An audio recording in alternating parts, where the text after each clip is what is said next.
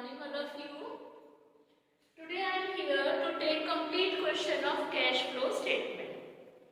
I have written a very small question to make you the picture clear how to prepare cash flow statement with all the three activities. From the following, this is question number 39 in your books. Still I have written the question on the board. From the following information, prepare cash flow statement. Here the items which are given, opening cash and bank balance. बच्चों ये opening cash and bank balance और closing cash and bank balance ये cash equivalents में last में use होते हैं. Decrease in stock ये आपकी operating activity में जाएगा, current asset का decrease है. Increase in bill payable ये भी आपका current liability है, operating activity में जाएगा. Sale of fixed asset ये investing activity में जाएगा. Sale of fixed asset ये investing activity में जाएगा. Payment of long term loan ये financing activity में जाएगा. Financing activities में. और net profit for the year ये ऑपरेटिंग प्रॉफिट फाइंड आउट करने के लिए कैश फ्लो स्टेटमेंट की बिगिनिंग ही हम इससे करते हैं. तो हम स्टार्ट करते हैं अपना हमारा cash flow statement. Net profit for the year. दो कॉलम्स बनाएंगे बच्चों अमाउंट का, एक डिटेल और एक total. Final column net profit है हमारे पास 20,000 रुपीज. ये हमारा बिफोर वर्किंग कैपिटल चेंजेस ये नेट प्रॉफिट गिवन हो गया क्योंकि कुछ और इसमें है नहीं. तो अब वर्किंग कैपिटल चेंजेस क्योंकि ना तो यह गुडविल रिटर्न ऑफ है, ना डेप्रिसिएशन है, ना loss on sale of fixed assets है, ना इंटरेस्ट है, ना डिविडेंड है. तो ये net profit for the year 20,000. अब ऑपरेटिंग एक्टिविटी में decrease in stock add decrease in stock. कितना स्टॉक है? Decrease in stock 80,000 rupees. अब नेक्स्ट है increase in bills payable. Current liability का इंक्रीज ऐड होता है क्योंकि इससे हमारा कैश इनफ्लो हो रहा है. Increase in bills payable 1,20,000. No other current asset and current liability is given, so therefore 20,000 this is 1 lakh. 2,20,000 2,20,000 ये फिगर आ गई हमारी पॉजिटिव आ रही है. तो this is cash flow from operating activities. ये हमारा ए पार्ट निकल गया. यहाँ पर हम लिख सकते हैं फर्स्ट पार्ट में cash flow from operating activities और ऑब्लिक यूज्ड इन. पॉजिटिव आएगा तो फ्लो आएगा और अगर नेगेटिव आएगा तो यूज्ड आएगा ऑपरेटिंग एक्टिविटीज. तो ये हमारी फ्लो फ्रॉम आ गया ऑपरेटिंग एक्टिविटीज 2,20,000. अब सेकंड निकालेंगे हम कैश फ्लो फ्रॉम और used in investing activities. Investing activities में यहां सिर्फ एक ही चीज है, sale of fixed assets. Sale of fixed assets. कितने की सेल हुई है? Sale of fixed assets 3 lakh rupees की. कोई और हमारे पास लॉन्ग टर्म इन्वेस्टमेंट या किसी और कोई और ट्रांजैक्शन हमारे पास नहीं है. सेल होने से इनफ्लो हो रहा है तो ये आ गया cash flow from investing activities 3 lakh. बच्चों ये नेगेटिव ज्यादा अच्छी होती है इन्वेस्टिंग एक्टिविटीज.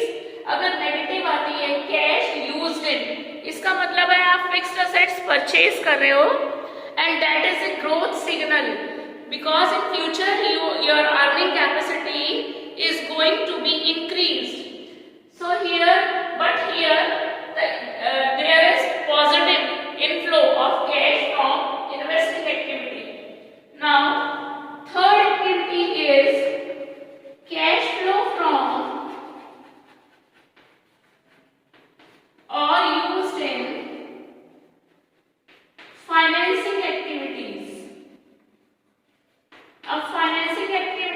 पैसा लेंगे हम। यहाँ है repayment of long term loan, loan हो, शेयर्स हो, डिवेंचर्स हो, इंटरेस्ट पेड, डिविडेंड पेड, ये सब हमारा फाइनेंसिंग एक्टिविटी में आता है। इवन शॉर्ट टर्म बोरोइंग्स और बैंक ओवरड्राफ्ट भी शॉर्ट टर्म बोरोइंग्स में, short term borrowings is also a part of financing activities. तो यहाँ पर आ गया हमारा रीपेमेंट ऑफ लोन। कितना लोन है हमारा? 5 लाख रुपीस का लोन है। पेमेंट है तो आउटफ्लो हो रहा है यहाँ पर 5 lakh. This is cash used in financing activities.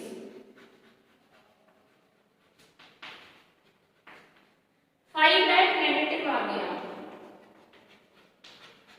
अब ये बच्चों तीनों कॉलम्स, तीनों एक्टिविटीज का रिजल्ट फाइनली आपके पास फाइनल कॉलम में है। आपने ऑपरेटिंग से कैश 2,20,000 अर्न किया, 3 लाख आपको फिक्स्ड एसेट्स की सेल से रियलाइज हुआ, टोटल कैश आपके पास 5,20,000 रियलाइज हो गया और आपने 5 लाख रुपए उसमें से पे कर दिए for payment of long term loan. तो अब हम तीनों का नेट इंक्रीज और डिक्रीज निकालते हैं। नेट इंक्रीज और decrease in cash and cash equivalents. इसके आगे का क्वेश्चन में यहाँ पर दिखा रही हूँ आपको।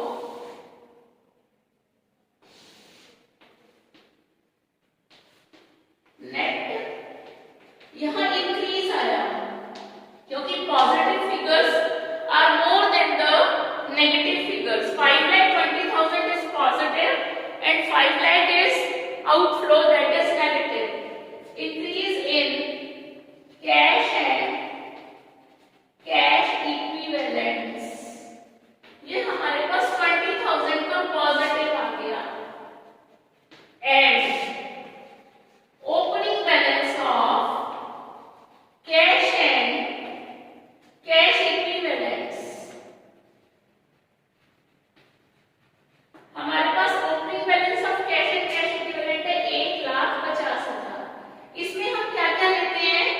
Opening cash, opening bank, opening balance of short term investment, ठीक है, ये सब हम इसमें ले लेते हैं। तो हमारे पास ये आंसर में जो आएगा, this will be closing balance of cash and cash equivalents 1,70,000। अगर बच्चों आप अपने क्वेश्चन में देखोगे तो closing balance of cash and cash equivalents वही है 1,70,000। तो बच्चों ये इस तरह से जो है ये कंप्लीट क्वेश्चन किया जाता है। आंसर क्वेश्चन के अंदर ही होता है।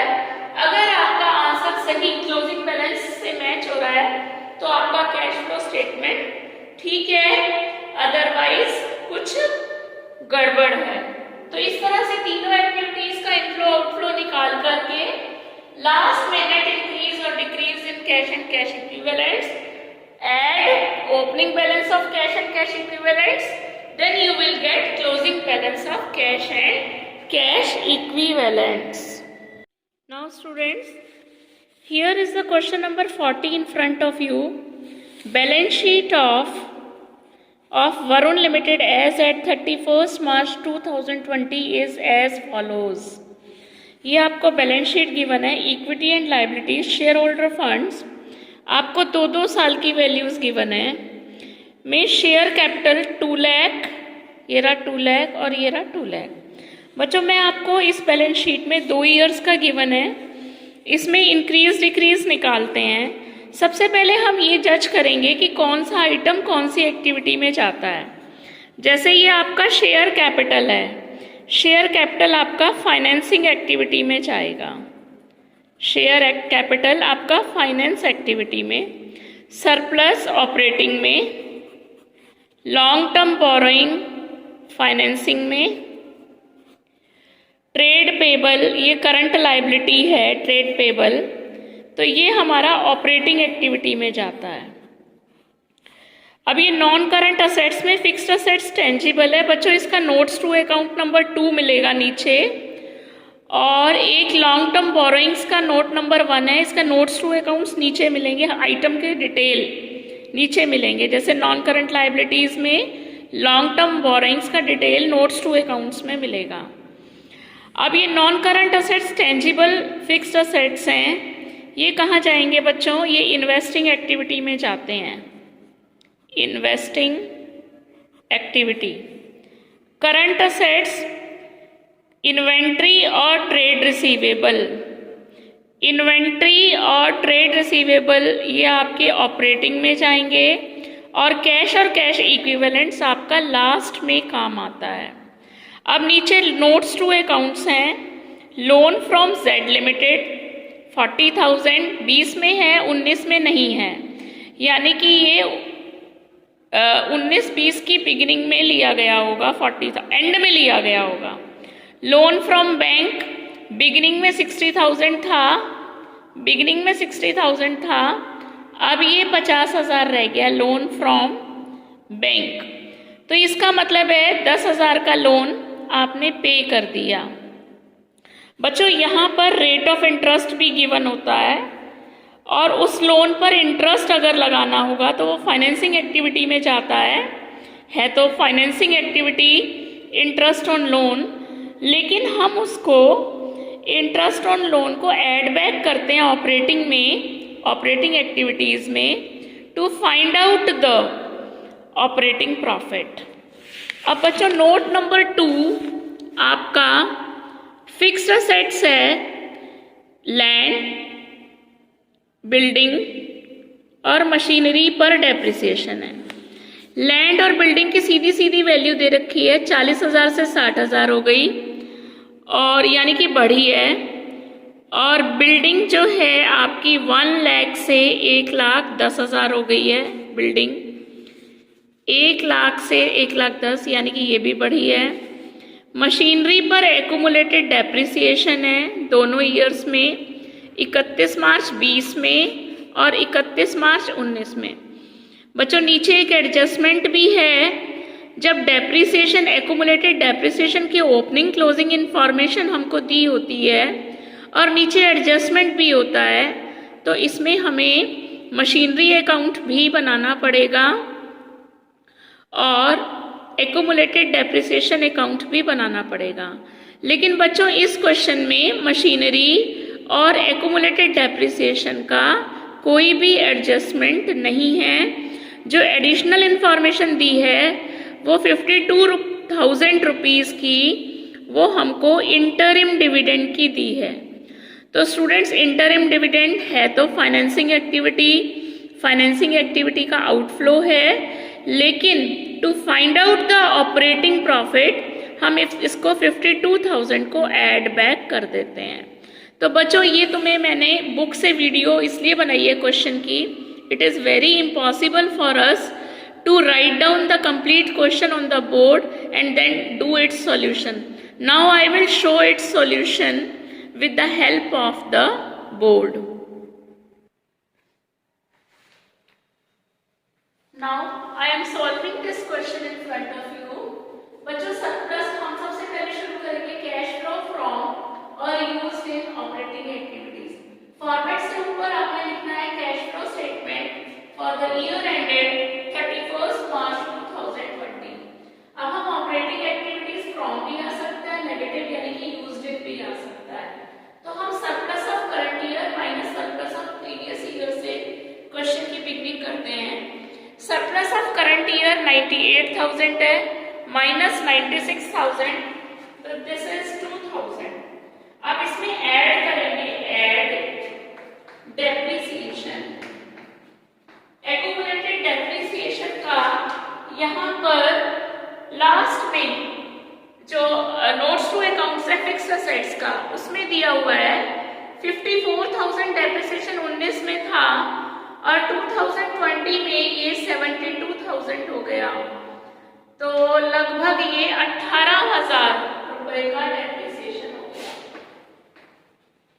18,000 का डेप्रिसिएशन हो गया। अब इसके अलावा गुडविल वगैरह कुछ दिया नहीं हुआ इसके अंदर, लॉन्ग टर्म बोरोइंग्स का इंटरेस्ट भी नहीं है। एक एडिशनल ऑपरेशन में interim dividend paid 52,000 add interim dividend. बच्चों ये फाइनेंसिंग एक्टिविटी है इंटरिम डिविडेंड, लेकिन हम इसको यहाँ ऐड बैक इसलिए करते हैं क्योंकि ये सरप्लस में से डिडक्टेड है, ऑलरेडी डिडक्टेड है, माइनस हो रखी है। टू फाइंड आउट द, तो हम इसको ऐड बैक करेंगे to find out the operating net profit. तो ये 72,000 हो गया। ये हमारा हो गया net profit before working capital changes add decrease in current assets oblique increase in current liabilities, ठीक है, माइनस इंक्रीज इन, थोड़ा स्पेस छोड़ करके, in current assets oblique decrease in current liabilities, ठीक है। अब हम करंट असेट्स पर जाते हैं। दो करंट असेट्स हैं हमारे पास, एक इन्वेंट्री और एक trade receivable. Cash and cash equivalents को यहाँ पर हम एक्सक्लूड करते हैं, इंक्लूड नहीं करते, और हम इसको कैश एंड कैश इक्विवेलेंट्स का यूज लास्ट में करते हैं जब तीनों एक्टिविटीज का रिजल्ट हमारे पास आ जाता है। तो करंट असेट्स में इन्वेंट्री 50,000 थी, अब 44,000 हो गई, यानी कि डिक्रीज हो रही है। इन्वेंट्री की सेल हुई है, इन्वेंटरीज का डिक्रीज है 6,000 से, इसलिए ऐड करेंगे। फिर करंट असेट्स में दूसरा है ट्रेड रिसीवेबल, जो पहले 70,000 था, अब बढ़कर के 76,800 हो गया। इंक्रीज है, इसका मतलब खरीद, मतलब हमें हमारे पास पेमेंट अभी आना है 6,800 के, हमारे ट्रेड रिसीवेबल्स इंक्रीज हो गए, यानी कि हमारा मनी ब्लॉक हो गया। फ्यूचर में आएगा 6,800, ये माइनस होगा क्योंकि ये इंक्रीज है, ये तो था डिक्रीज इन इन्वेंट्री, और ये है इंक्रीज इन ट्रेड रिसीवेबल। अब हम बच्चों करंट लायबिलिटीज देखते हैं। करंट लायबिलिटीज में एक ही आइटम है ट्रेड पेबल, जो 72,000 था प्रीवियस ईयर में, अब 82,000 हो गया, 10,000 से इंक्रीज हुआ है ट्रेड पेबल। तो increase in current liability add हो जाएगा इंक्रीज इन ट्रेड पेबल। कितने से इंक्रीज हुआ है? 10,000 रुपए से। ये ऐड कर देंगे हम 88,000 में से 6,800 लेस कर देंगे, तो ये हमारे पास फाइनली फिगर आ जाएगी 81,200। ये 81,200 हमारे पास आ गया cash flow from operating activities.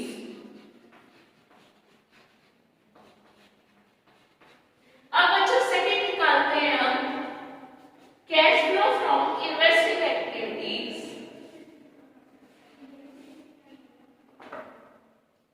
Second इसमें एक्टिविटी होगी कैश फ्लो फ्रॉम और यूज्ड इन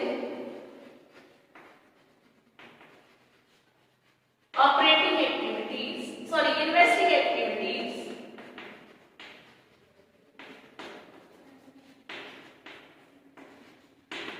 अब इन्वेस्टिंग एक्टिविटीज में हमारे जाते हैं fixed assets, non current assets.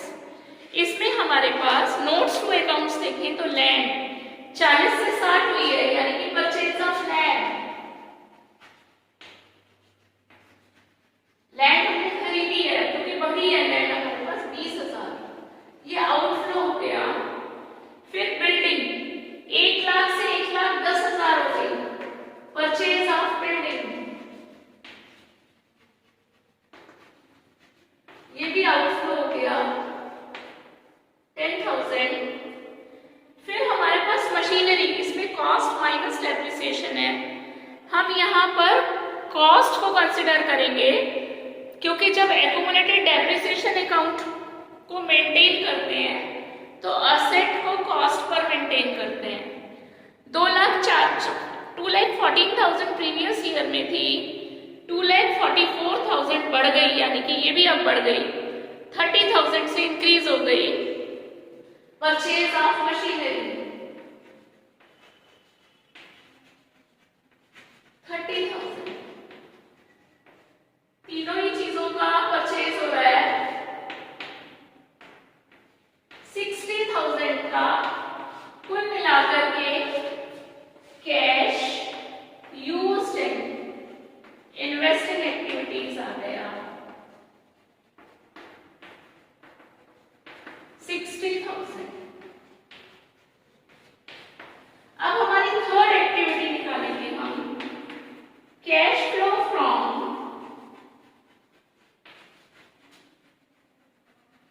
और used in financing activities.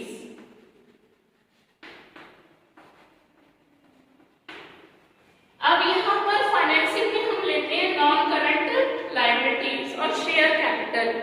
Share capital दोनों ईयर्स में सेम है, 2 लाख, इसलिए कोई डिफरेंस नहीं है। लॉन्ग टर्म बोरोइंग 60,000 से 90,000 हो गई, 30,000 का इंक्रीज है। लॉन्ग टर्म बोरोइंग्स ये 30,000 का इंक्रीज है, यानी कि बोरो हमने और लिया, उधार हमने और लिया 30,000 का। इसके अलावा यहां पर हमारे पास लास्ट में interim dividend paid 52,000,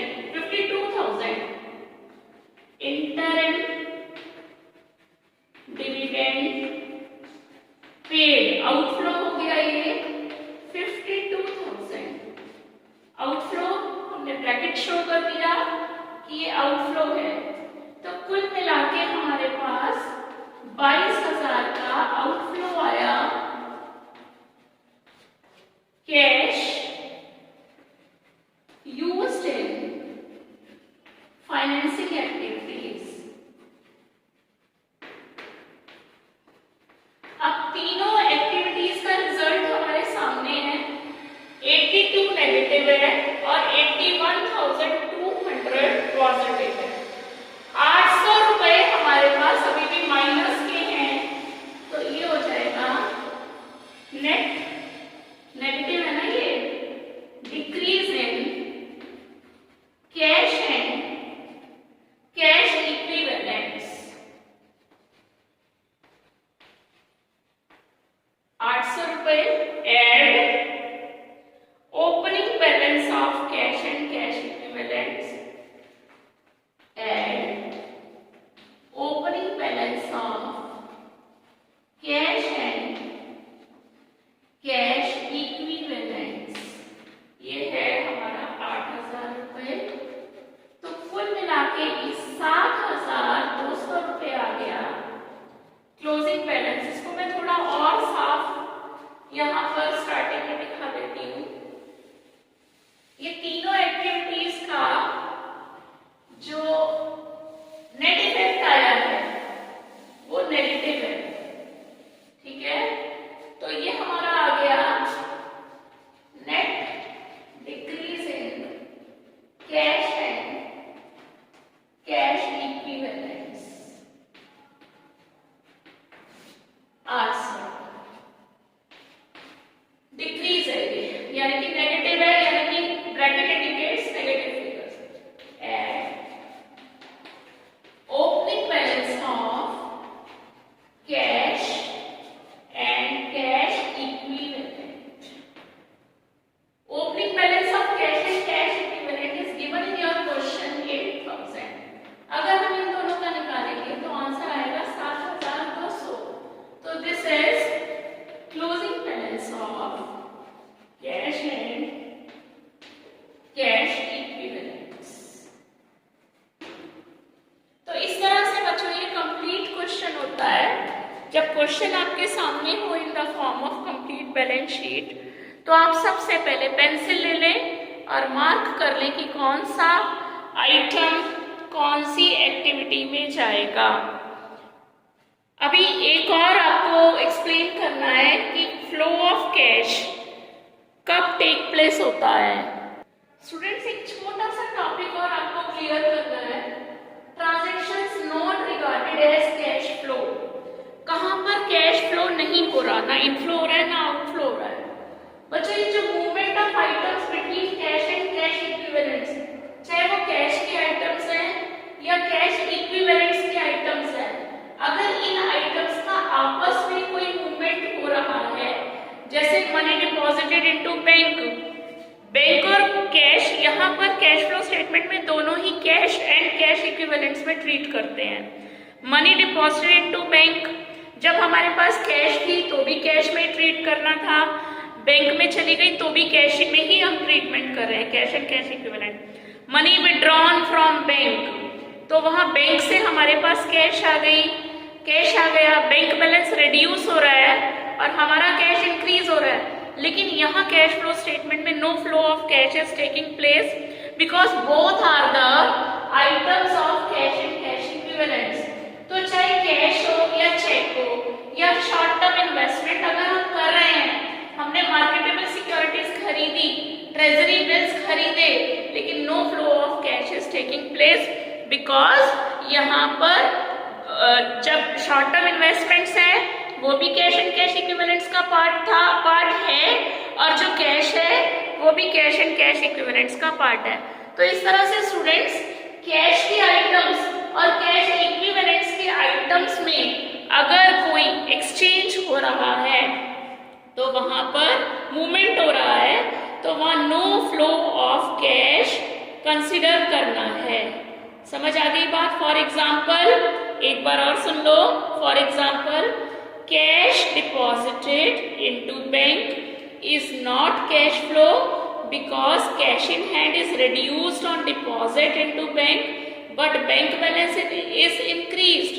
Both cash and bank are the items of cash and cash equivalents. Other examples are cash withdrawn from bank, purchase of marketable securities, sale of marketable securities. तो बच्चों, cash और cash equivalents के items में अगर कोई movement होता है तो वहाँ no flow of cash takes place. ये आपको याद रखना, इसके एग्जांपल्स, इसको आपको अच्छे से पढ़ना है, याद रखना है। और इस तरह के ट्रांजैक्शंस आते हैं बोर्ड में, वहाँ पर आपको नो फ्लो लिखना है। Thank you students, thank you very much, enjoy your day.